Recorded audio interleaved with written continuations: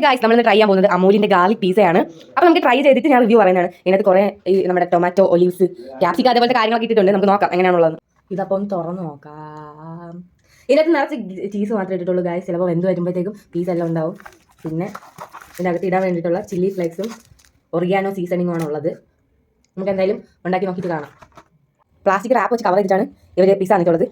നമുക്ക് നോക്കാം, എന്തായാലും ബേക്ക് ചെയ്ത് നോക്കിയിട്ട് നോക്കാം. നമുക്ക് ഓവനിലും ഗ്യാസിലും പിന്നെ തവ ഫ്രൈ പാനിലൊക്കെ വെച്ച് നമുക്ക് ഇത് പ്രിപ്പയർ ചെയ്യാവുന്നതാണ്. എനിക്ക് 130 രൂപയാണ് ഇതിൻ്റെ റേറ്റ് വരുന്നത്. സോ ഗൈസ്, ഇതാണ് നമ്മുടെ ബേസ്. കാണുമ്പോൾ കൊതിയൊക്കെ വരുന്നുണ്ട് ചീസ് ഇങ്ങനെ വെച്ചേക്കുന്ന കാണുമ്പോൾ. പക്ഷേ നമുക്ക് കുക്ക് ചെയ്ത് നോക്കിയിട്ട് ടേസ്റ്റ് എങ്ങനെയാണെന്ന് പറയാം. അതൊരു 8 മുതൽ 10 മിനിറ്റ് വരെ കുക്ക് ചെയ്യണമെന്നാണ് പറയുന്നത്. ഇവിടെ ഒരാളിത് കൊതി ഊറി ഇരിപ്പുണ്ട്. ഞാൻ ഇഡലി പാത്രത്തിലാണ് വെച്ചത്.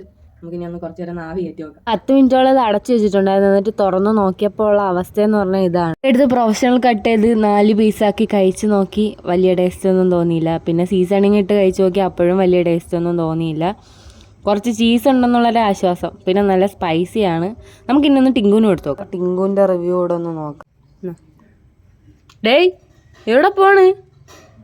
ഓഹോ, അതൊറ്റ കടിക്ക് തീർത്തവള്. ഓ ഗൈസ്, ഇന്നത്തെ വീഡിയോ ഇത്രേ ഉള്ളൂ. Thank you for watching.